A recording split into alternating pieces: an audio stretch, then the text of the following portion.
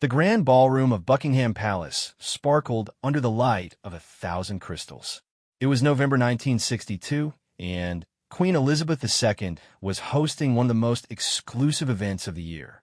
Diplomats, royalty, and distinguished guests from across Europe had gathered for what would become one of the most talked-about evenings in royal history. Among the sea of elegant gowns and military uniforms, a young man stood near the ornate marble pillars. He was barely 19 years old, with blonde hair perfectly styled and piercing blue eyes that held both innocence and determination. His name was Klaus Friedrich von Habsburg, though few people at the party knew his true identity. What made this evening extraordinary was not just his presence, but what he was wearing. Klaus had managed to acquire an exact replica of the British crown jewels.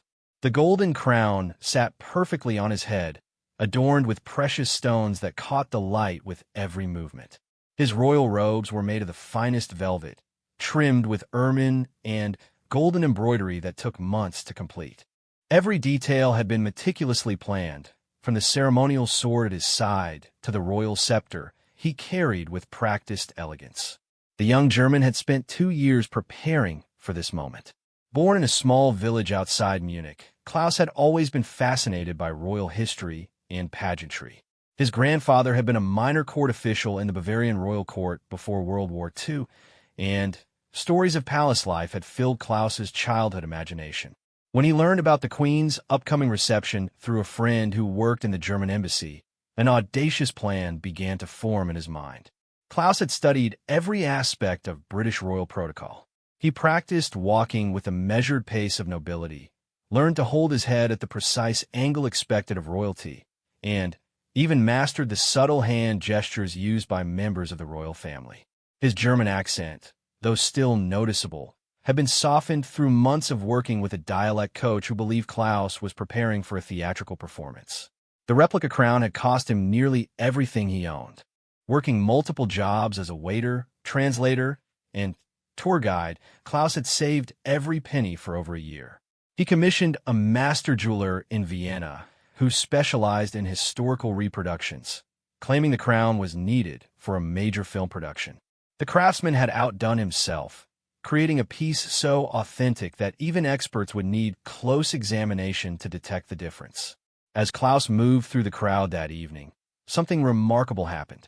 People began to notice him, not with suspicion, but with genuine curiosity and respect. His confident bearing and magnificent attire commanded attention. Several guests approached him, speaking in hushed, reverential tones. Some curtsied slightly. Others bowed their heads in acknowledgment of what they assumed was his royal status. The young man found himself engaged in conversations about European politics, art collections, and diplomatic relations. His extensive reading and natural intelligence served him well. Klaus discussed the reunification of Germany with insight that impressed seasoned diplomats. He spoke knowledgeably about Renaissance paintings with art collectors who assumed he had access to private royal collections. Lady Margaret Thornwood, a prominent member of British high society, was particularly taken with the mysterious young royal.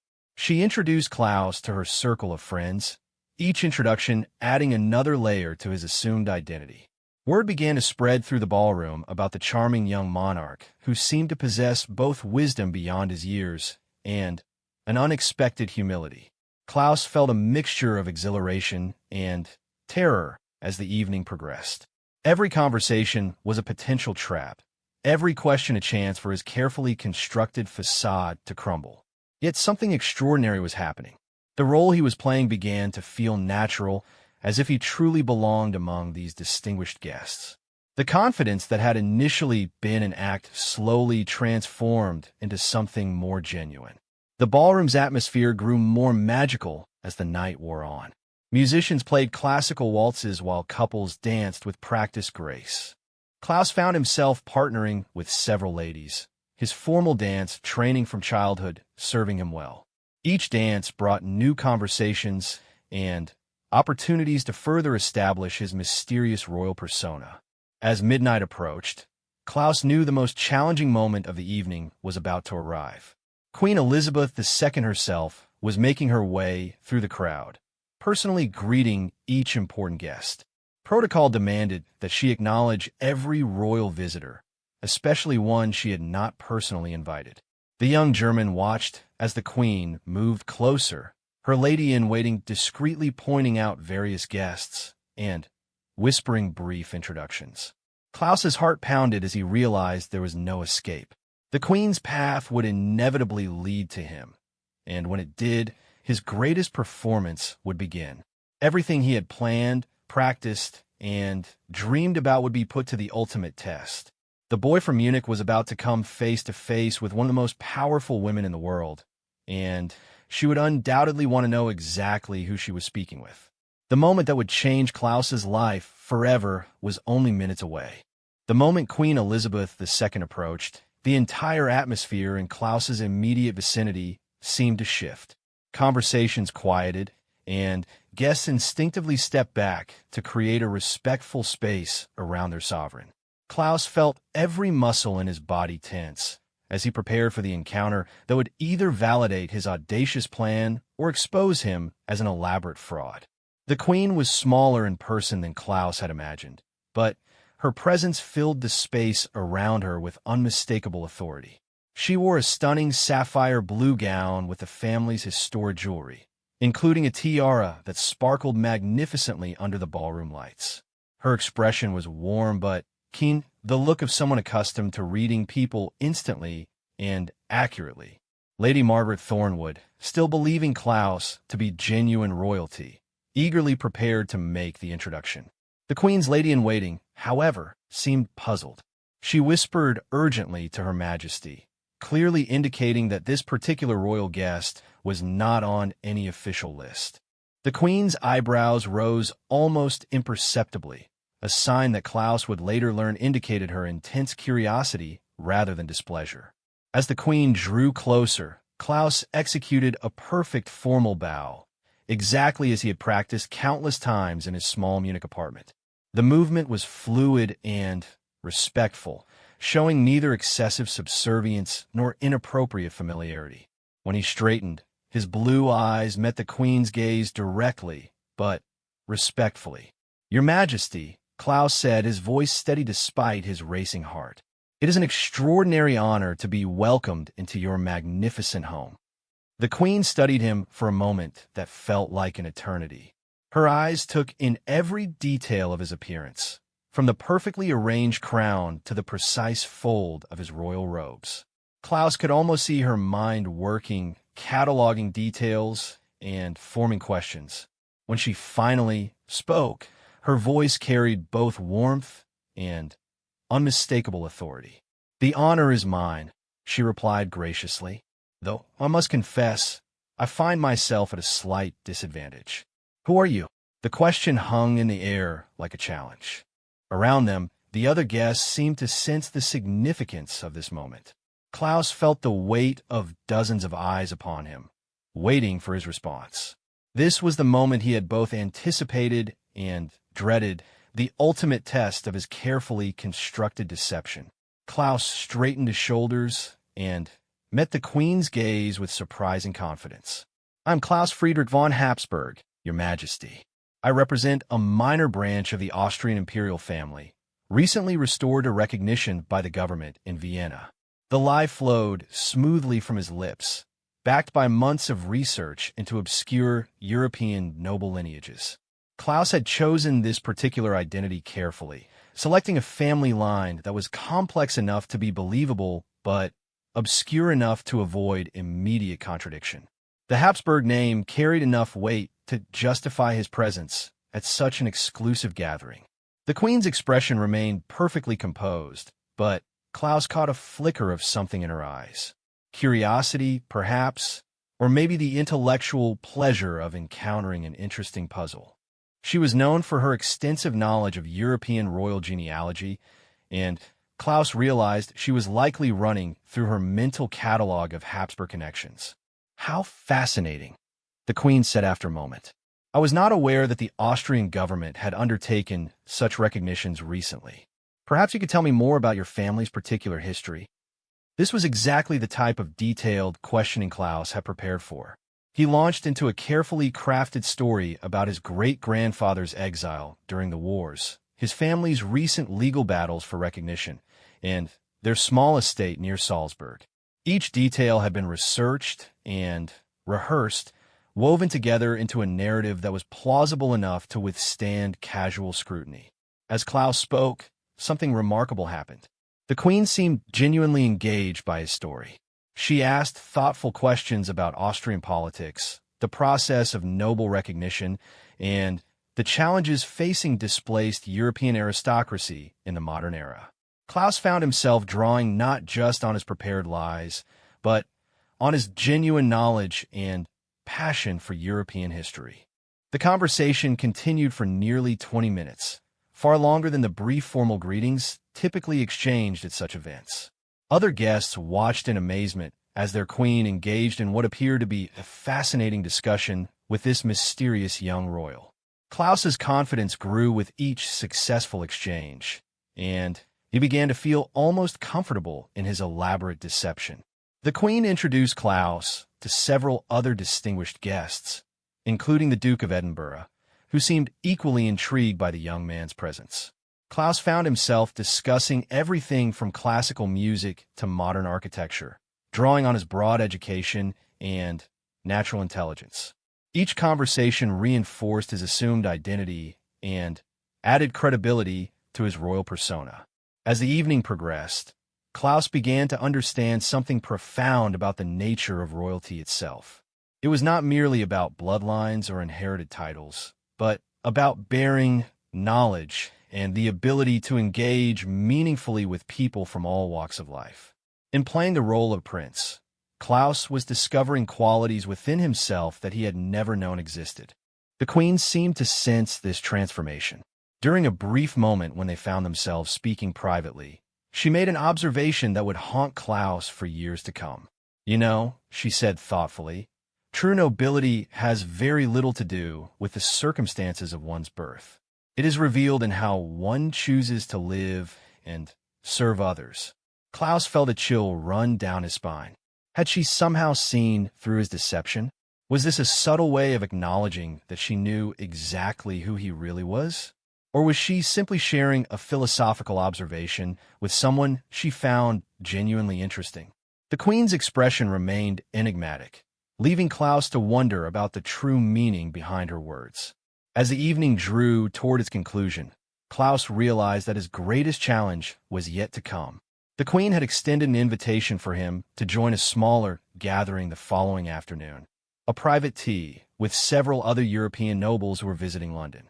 Declining would seem suspicious, but accepting would mean maintaining his deception for another full day under even closer scrutiny. The decision would determine whether Klaus's incredible masquerade would end as a perfect triumph or evolve into something far more complex and dangerous. Klaus returned to his modest hotel room in the early hours of the morning, his mind spinning with the implications of what had just occurred. The weight of the replica crown felt heavier as he carefully removed it, placing it in the specially designed case he had commissioned for transport.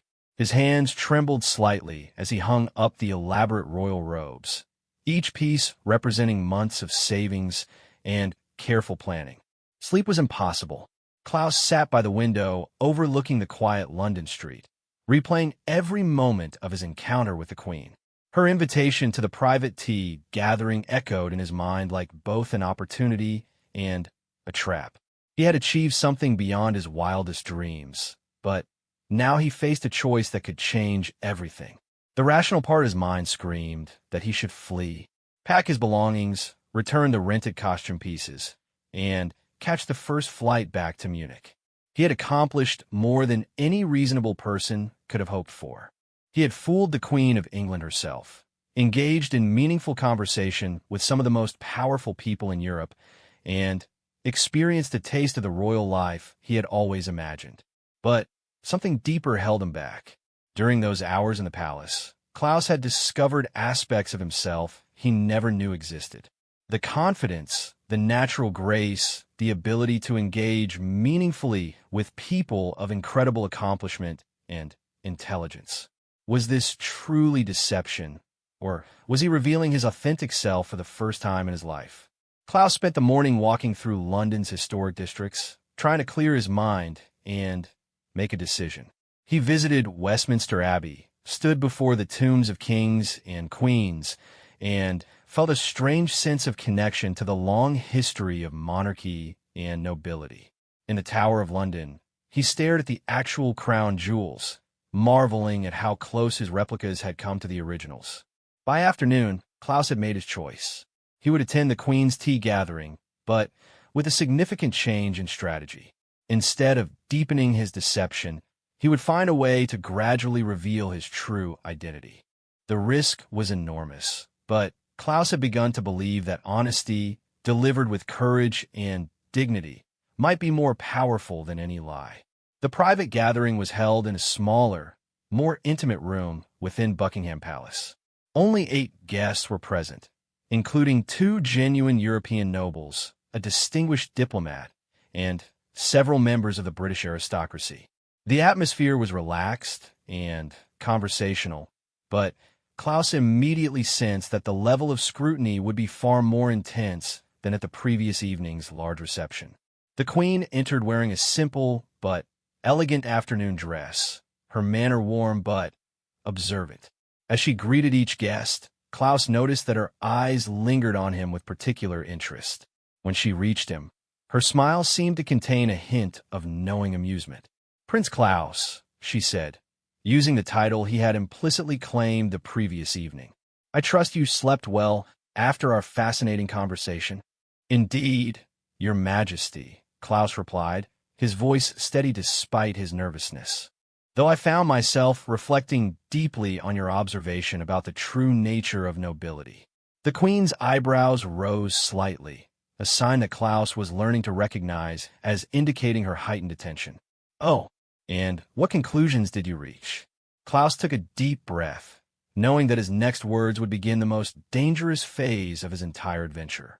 "I concluded that Your Majesty possesses a wisdom that sees beyond surface appearances to the essence of character."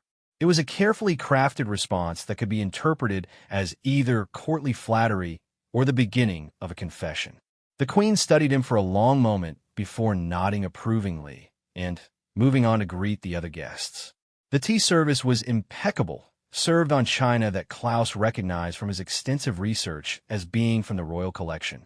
As conversations flowed around the room, Klaus found himself engaged in increasingly complex discussions about European politics, historical precedents, and contemporary challenges facing modern monarchies. Prince Henri of Luxembourg, a genuine royal who appeared to be about Klaus's age, struck up a particularly detailed conversation about noble education and court protocols. Klaus navigated these treacherous waters carefully, drawing on his extensive research while remaining vague about specific details that could be easily verified. "I find it interesting," Prince Henri remarked, "that your family's restoration has been so recent. The Austrian process is typically quite lengthy and well documented. Which legal firm handled your case?" Klaus felt his heart skip, but his extensive preparation served him well. "The matter was handled primarily by the family's longtime advisors in Vienna," he replied smoothly. "Given the sensitive political implications, much of the process was conducted with considerable discretion. It was a plausible explanation that avoided specific details while suggesting reasonable motivations for secrecy." Prince Henri nodded acceptingly, but Klaus caught a subtle exchange of glances between the prince and another guest that suggested his response would be remembered and possibly investigated. As the afternoon progressed, Klaus realized that several of the guests were subtly testing his knowledge and background. The questions came casually, woven into seemingly innocent conversations, but their cumulative effect was clearly designed to verify his claimed identity. The Queen herself occasionally joined these exchanges, her questions always penetrating and thoughtful. During a lull in conversation, the Queen made an announcement that sent a chill through Klaus's entire body. "I've taken the liberty of inviting Professor Morrison from Cambridge to join us briefly," she said casually. "He's completing a comprehensive study of Habsburg lineages for the Royal Historical Society. I thought he might find Prince Klaus's family history particularly interesting. Klaus felt the room begin to spin slightly. Professor Morrison would undoubtedly possess detailed knowledge of every legitimate Habsburg line, including the minor branches that Klaus claimed to represent. When the professor arrived and began asking specific questions about dates, locations, and family connections, Klaus's carefully constructed deception would crumble instantly. The Queen watched Klaus's reaction with unmistakable interest. Her expression remained perfectly composed, but Klaus could sense that this was a deliberate test. She had either uncovered his deception or harbored strong suspicions, and was now providing him with an opportunity to respond with honesty before being formally exposed. Klaus had perhaps 10 minutes before Professor Morrison arrived. In that brief time, he would need to decide whether to attempt an escape, continue his increasingly impossible deception, or find the courage to confess the truth to one of the most powerful women in the world. The choice he made would determine not only his immediate fate, but the entire course of his future life. The 10 minutes that followed felt both endless and far too brief. Klaus watched the ornate clock on the mantelpiece, its steady ticking seeming to count down to his inevitable exposure. Around him, conversations continued normally, but he could feel the Queen's occasional glances like subtle pressure against his consciousness. She knew. Somehow, she had always known. Klaus excused himself briefly, claiming a need for fresh air. The Queen graciously directed him toward a small balcony that overlooked the palace gardens. As he stood alone in the crisp afternoon air, Klaus found himself facing the most important decision of his young life. He could attempt to flee, but palace security would certainly stop him before he reached the street. He could continue his deception and face inevitable humiliation when Professor Morrison exposed him. Or he could choose a third option that required more courage than anything he had ever done before. When Klaus returned to the room, he noticed that the other guests had been subtly rearranged. The Queen sat in a chair that commanded a clear view of the entire space, while the other guests formed a loose semicircle that felt more like an audience than a casual social gathering. Klaus realized that whatever was about to happen had been carefully orchestrated. "Your Majesty," Klaus said, his voice carrying across the suddenly quiet room. "Before Professor Morrison arrives, I believe there is something I must tell you." The Queen's expression remained perfectly composed, but Klaus caught the slightest nod of encouragement. The other guests turned their attention to him with obvious curiosity, clearly sensing that something significant was about to occur. Klaus took a deep breath and stepped forward. The replica crown he had worn the previous evening was gone, but he carried himself with the same dignified bearing that had served him so well. "I stand before you not as Prince Klaus Friedrich von Habsburg, but as Klaus Müller, a 19-year-old student from Munich whose only royal connection is an overwhelming fascination with history and protocol." The silence that followed was deafening. Klaus watched as expressions around the room shifted from confusion to shock to something approaching admiration. Prince Henry's mouth fell slightly open, while Lady Margaret placed her hand over her heart in apparent amazement. The Queen's reaction was the most remarkable of all. Instead of anger or outrage, her face showed what Klaus could only describe as delighted surprise. She leaned forward slightly in her chair, her eyes bright with genuine interest. "How extraordinary," she said, her voice warm with what sounded like approval rather than condemnation. "Please continue."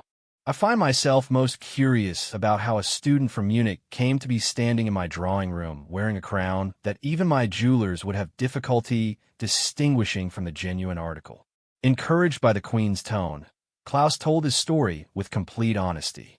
He described his childhood fascination with royal history, his grandfather's tales of the Bavarian court, and the years of research and preparation that had led to this moment. He spoke about the jobs he had worked to afford the replica regalia, the dialect coach who had helped soften his accent, and the months of studying royal protocol. As Klaus spoke, something magical happened in that small room.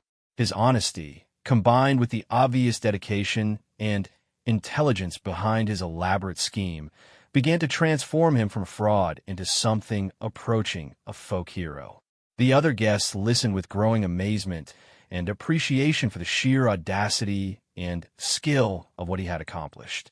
The most remarkable aspect, Klaus continued, was discovering that Your Majesty's observation last evening was absolutely correct. True nobility has nothing to do with birth. For 24 hours, I lived as if I truly belonged in this world, and I found qualities within myself that I never knew existed. The Queen stood and walked slowly around the room, her hands clasped behind her back in the manner Klaus had observed during formal ceremonies. When she spoke, her words carried the weight of both authority and wisdom. "Mr. Mueller," she said, emphasizing his real name with what seemed like pleasure, "what you have accomplished represents one of the most sophisticated social experiments I have ever encountered. You have demonstrated that nobility of bearing and character can indeed transcend the circumstances of birth." Klaus felt his knees weaken slightly with relief, but the Queen was not finished. However, she continued, her tone becoming more serious. "Your actions also represent a significant breach of security and protocol. By gaining access to this gathering under false pretenses, you have potentially compromised the safety of everyone in this room." The weight of this accusation hit Klaus like a physical blow. In his excitement about the social and intellectual aspects of his adventure, he had failed to fully consider the security implications. The Queen was absolutely right. His actions, however harmless his intentions, had exposed serious vulnerabilities in palace security. "You are absolutely correct, Your Majesty," Klaus replied, his voice heavy with genuine remorse. "I was so focused on the intellectual and personal challenge that I failed to consider the broader implications of my actions. I take full responsibility and am prepared to accept whatever consequences you deem appropriate." The Queen nodded approvingly at his response. "The fact that you recognize and acknowledge this concern demonstrates the same intelligence and character that enabled you to carry off this remarkable deception in the first place." Just then, a discreet knock at the door announced the arrival of Professor Morrison. Klaus felt his stomach lurch as a distinguished elderly gentleman entered the room, carrying several thick books under his arm. The professor was clearly expecting to meet a genuine Habsburg prince and discuss genealogical details that would have exposed Klaus within minutes. The Queen smiled warmly at the professor. "Professor Morrison, thank you for joining us. I'm afraid there has been a slight change in circumstances that makes your expertise unnecessary this afternoon. However, I wonder if you might be interested in hearing about a most remarkable historical demonstration that has just taken place." As Professor Morrison settled into a chair with obvious curiosity, Klaus realized that his confession was about to take an entirely new direction. The Queen seemed to be treating his revelation not as a crime to be punished, but as an educational opportunity to be explored and understood. What happened next would determine whether Klaus left the palace in handcuffs or with an experience that would shape the rest of his remarkable life. Professor Morrison listened with growing amazement as the Queen recounted Klaus's extraordinary deception and subsequent confession. The elderly academic's initial confusion gave way to scholarly fascination as he began to understand the implications of what had occurred. Here was a living demonstration of historical and social principles that he had only theorized about in his academic work. "Remarkable," Professor Morrison murmured, adjusting his glasses as he studied Klaus with new interest. "You have essentially conducted a perfect experiment in the social construction of nobility. Your success demonstrates that royal bearing and dignity can indeed be learned and performed convincingly, given sufficient dedication and intelligence." The Queen nodded thoughtfully. "Precisely my thinking, Professor. Mr. Mueller has inadvertently provided us with valuable insights into the nature of aristocratic authority and social recognition." Klaus found himself in the surreal position of being discussed as both a person and a case study simultaneously. The conversation around him grew increasingly academic, with Professor Morrison asking detailed questions about Klaus's research methods, his sources for protocol information, and his psychological preparation for the role. The replica regalia alone represents a significant historical achievement, the professor noted. The attention to detail suggests research capabilities that would serve well in professional academic settings. As the afternoon wore on, Klaus began to understand that his confession had triggered something unprecedented.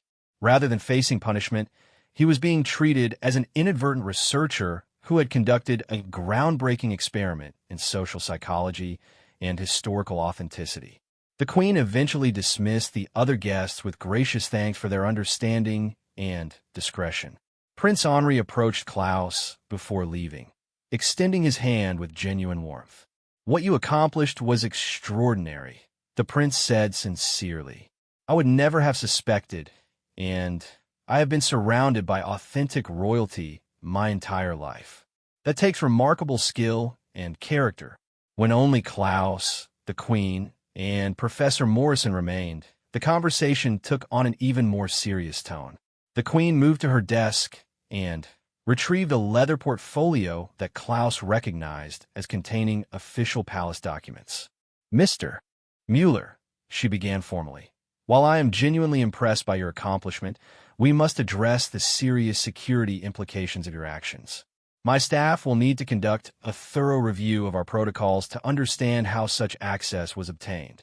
Klaus nodded gravely, understanding that consequences were still forthcoming despite the positive tone of the afternoon. "I am fully prepared to cooperate with any investigation, Your Majesty. I recognize that my actions were inexcusable from a security standpoint, regardless of my intentions. However," the Queen continued, "Professor Morrison and I have discussed a proposal that might serve both education and justice. Would you be interested in contributing to a formal study of noble identity and social authentication? Your unique perspective could provide valuable insights for both historical research and security improvement." Klaus felt his heart leap. The Queen was offering him a chance to transform his deception into legitimate scholarly contribution. Professor Morrison leaned forward eagerly, clearly enthusiastic about the research possibilities. "The study would require you to document your methods in detail," Professor Morrison explained. "Your research techniques, preparation strategies, and observations about the social dynamics you encountered. This information could be invaluable for understanding how historical aristocratic systems functioned." The Queen added her own perspective. "Additionally, your experience could help us identify and address security vulnerabilities in palace protocols. You would essentially be conducting authorized research to strengthen our defensive capabilities." Klaus could barely believe what he was hearing. His elaborate deception was being transformed into an opportunity for legitimate academic and security work. But he also understood that this offer came with serious responsibilities and expectations. "There would be conditions," the Queen said, her tone becoming more formal. "First, complete honesty and cooperation with security reviews. Second, academic rigor in documenting your methods and observations. Third, absolute discretion about security details you might learn through this process." Klaus straightened his shoulders, responding with the same dignity he had shown throughout this extraordinary adventure. "Your Majesty, I would be honored to contribute in any way that might serve both scholarship and security. I commit to meeting whatever standards you establish." Professor Morrison began outlining the research framework immediately, his enthusiasm infectious. The study would examine historical precedents for social impersonation, analyze the psychological and practical requirements for convincing noble performance, and develop improved authentication protocols for modern security applications. As the sun began to set over London, Klaus found himself signing documents that would change his life completely. The Queen had arranged for him to receive a special research fellowship that would cover his university expenses while he completed his studies. Professor Morrison offered him a position as research assistant that would provide practical experience in historical methodology. "You know," the Queen said as their meeting concluded, "I have always believed that extraordinary circumstances sometimes reveal extraordinary people. Your adventure began as deception, but it has revealed qualities of courage, intelligence, and integrity that suggest a remarkable future. Klaus left Buckingham Palace that evening carrying official documents that authorized his continued presence in London for research purposes. The replica crown and royal robes would be donated to a museum collection studying the material culture of nobility, where they would serve educational purposes for future generations. 6 months later, Klaus published his first academic paper titled Social Authentication and the Performance of Noble Identity. The research gained international attention and established him as a respected voice in historical sociology. Professor Morrison became his mentor and eventually his doctoral advisor. Klaus never wore royal regalia again, but he carried himself for the rest of his life with the dignified bearing he had discovered during his 24 hours as a prince. He went on to become a distinguished professor himself, specializing in the social history of European aristocracy. Years later, when Klaus was invited back to Buckingham Palace as a legitimate guest and recognized scholar, the Queen greeted him with a warm smile and a knowing glance. "Professor Mueller," she said with obvious pleasure, "how wonderful to see you again. Though I must say, I think I prefer you even more as yourself than as Prince Klaus." Klaus's remarkable adventure had taught him the most important lesson of his life. True nobility comes not from pretending to be someone else, but from having the courage to discover and become the best version of yourself.